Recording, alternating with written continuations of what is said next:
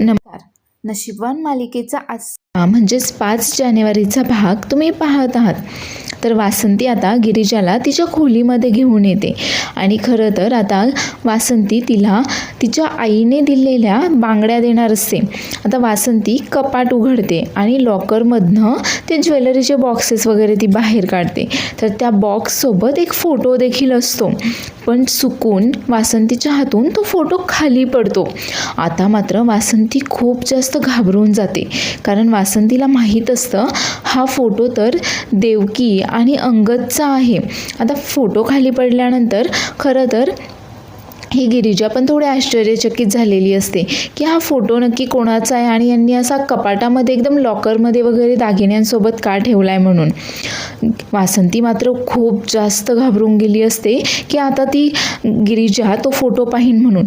आणि वासंतीला आता भूतकाळातील जेव्हा देवकीने तिची मुलगी वासंतीकडे दिलेली असते तो प्रसंग आता आठवत असतो. आता गिरिजा खाली वागते आणि तो फोटो उचलते, पण तो फोटो नेमकी उलटा पडलेला असतो आणि तो फोटो मात्र खालच्या बाजूने असतो.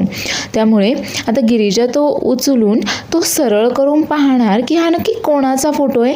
तेवढ्यातच ही वासंती अगदी घाईघाईने गिरिजाच्या हातातून तो फोटो अगदी हिसकावूनच घेते. त्यावर आता गिरिजा सांगते की कोणाचा फोटो आहे हा? अहो त्याची काच फुटली आहे, असा का ठेवताय तुम्ही? मी त्याची काच बसवून आणू का?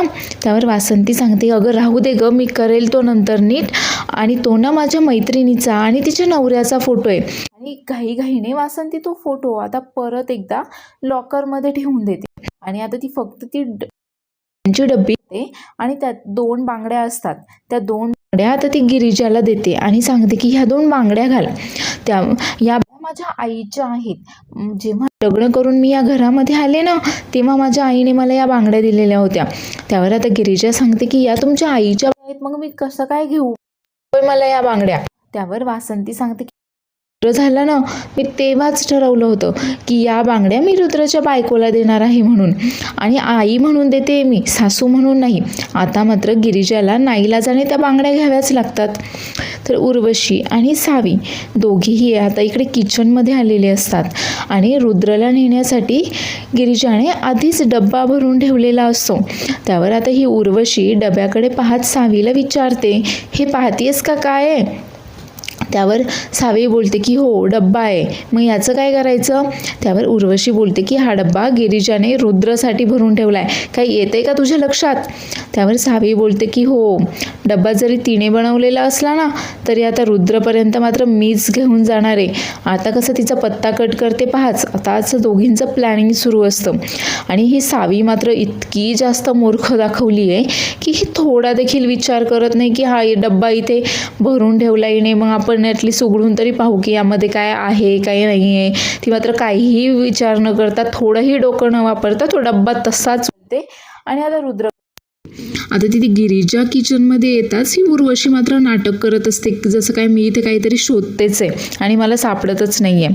त्यावर आता गिरिजाच्या लक्षात येतं की आपण भरून ठेवलेला डब्बा तर इथे नाहीच आहे. त्यावर गिरिजा उर्वशीला विचारते, सासूबाई इथे एक डब्बा होता ना भरलेला, पाहिलत का? त्यावर उर्वशी बोलते की डब्बा हो ना होता, त्याला असे पाय फुटले आणि तो असं चालत गेला. त्यावर गिरिजा बोलते अच्छा पाय फुटले का डब्याला? त्यावर लगेचच उर्वशी बोलते हो मग काल कसे तुला पाय फुटले होते तसे डब्यालाही पाय फुटले. आणि त्यावर आता गिरिजाच्या लक्षात येतं की म्हणजे हा डब्बा नक्कीच सावी घेऊन गेली असणार आहे. त्यावर गिरिजा बोलते की हो अच्छा, म्हणजे सावीला ना मला समजतंय ना की कोणाला पाय फुटलेत, म्हणजे हा डब्बा सावी घेऊन गेली आहे तर रुद्रकडे. ठीक. आता मात्र ही उर्वशीच्या लक्षात येतं की गिरिजाच्या आपला सगळा काही प्लॅन लक्षात आलेला आहे. त्यावर आता उर्वशी बोलते की हो तू काही जास्त काळ या घरामध्ये राहणार नाहीयेस वगैरे, ती असं गिरिजाला धमकावण्याचा प्रयत्न करत असते. मात्र गिरिजा तिलाच बोलते की चांगलीच चावी दिलेली दिसते तुम्ही त्या सावीला, काही हरकत नाही, मी कसं उचलून फेकते ना पाहाच तुम्ही. तर इकडे आता ही बिंडोक सावी तो तसाच डबा घेऊन आलेली असते रुद्रकडे. आता रुद्र काहीतरी काम करत बसलेला असतो आणि ती त्याला गुड आफ्टरनून वगैरे करते आणि त्याला बोलते की अरे मला माझ्या लक्षात होतं की तू असाच काम करत वगैरे बसशील आणि जेवणाकडे मात्र तुझं काही लक्षच नसेल, आणि म्हणूनच तर मी तुझ्यासाठी टिफिन घेऊन आली आहे, डब्बा घेऊन आली आहे मी. त्यावर आता रुद्रला मात्र आश्चर्यच वाटतं की ही कशी काय माझ्यासाठी डबा वगैरे घेऊन आली आहे. त्यावर रुद्र बोलतो की तू डबा घेऊन आली आहेस माझ्यासाठी? नाही म्हणजे सरप्राईजच आहे हे. त्यावरती सावी देखील बोलते हो मग तुझ्यासाठी सरप्राईज आहे. आता सरप्राईजचं नाव ऐकताच रुद्र खरं तर घाबरतोच की आता ही काय सरप्राईज देणार आहे. त्यावर आता तो टिफिन पाहिल्यानंतर सर्वच मुलंही आता त्यांनाही भूक लागलेली असते त्या एनजीओमधल्या आणि त्यांनाही जेवायचं असतं. त्यावर श्रीमंत बोलतो की हो बघा मुलांनो, आज रुद्रदादाच्या घरून आपल्या सगळ्यांसाठी डब्बा आलाय, आता मस्त जेवण करूयात आपण. त्यावर सावी लगेच बोलते की नाही हं, हा डब्बा मी फक्त माझ्या एकट्या रुद्रासाठी आणलाय, तुमच्यासाठी नाही आणलाय काय. त्यावर आता रुद्र बोलतो की सावी इथे असं काही नसतं, आम्ही इथे सर्वजण डबा शेअर करतो, सर्वजण मिळून जेवण करतो आम्ही इथे. आणि रुद्र आता एका मुलाला बोलवतो आणि तर सांगतो की हा डब्बा घे आणि तुम्ही सर्वजण शेअर करा, मी आलोच तेवढ्यात. आता मुलं देखील भूक लागल्यामुळे पटकन त्या डब्बा उघडून पाहतात तर काय, एका डब्यामध्ये कापूस, एका डब्यामध्ये दगड आणि एका डब्यामध्ये तर चक्क कागद वगैरेच टाकलेले असतात. त्यावर आता मुलं बोलतात की रुद्रदादा अरे याच्यात तर दगड आहेत, दगड कशासोबत खायचे. त्यावर आता दुसरी मुलगी बोलते त्यात अरे हे बघ ना याच्यामध्ये कापूस आहे, कापसासोबत खायचे दगड. आता सगळेच मुलं हसत असतात आणि रुद्र मात्र चिडून जातो सावीवर, हे काय तू डब्यामध्ये दगड कागद वगैरे आणलेस. आता सावी मात्र खूप आश्चर्यचकित झालेली असते आणि खूप घाबरूनच बोलते का अरे नाही, मी दगड आणि कागद कशाला आणू मी डब्यामध्ये, मी तर व्यवस्थित डबा भरून आणला होता.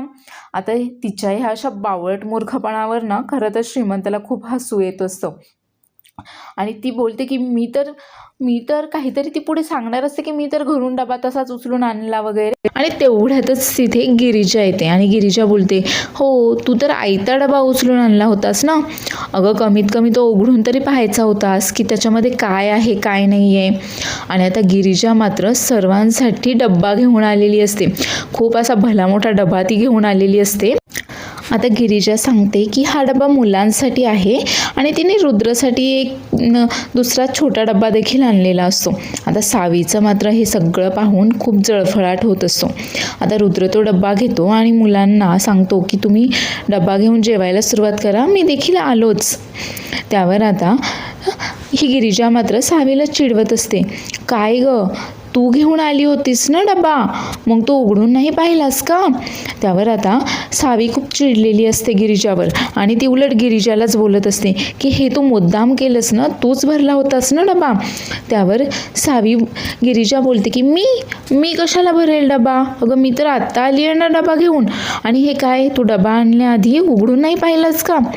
मला एक सांग, तू कधी किचनमध्ये येतेस का, तिथे काय भाजी बनली आहे हे तरी माहिती आहे का तुला आज. आता सावी मात्र खूप रागावलेली असते आता गिरिजावर. तर श्रीमंत बोलतो की बरं झालं तू डबा घेऊन आलीस, ते खूप भूक लागली होती बघ. त्यावर गिरिजा देखील श्रीमंताला बोलते हो ना श्रीमंत दादा, भूक लागली असेल ना सर्वांना, चला आता सर्वांनी जेवण करून घ्या, मी वाढते तुम्हाला. तर आता श्रीमंत मात्र या रुद्रला आणि गिरिजाला दोघांनाही चिडवत असतो इथे की हो आमच्यासाठी वेगळा डबा आणि रुद्रसाठी वेगळा डबा आणलायस तू, काय स्पेशल आणलायस बरं रुद्रसाठी.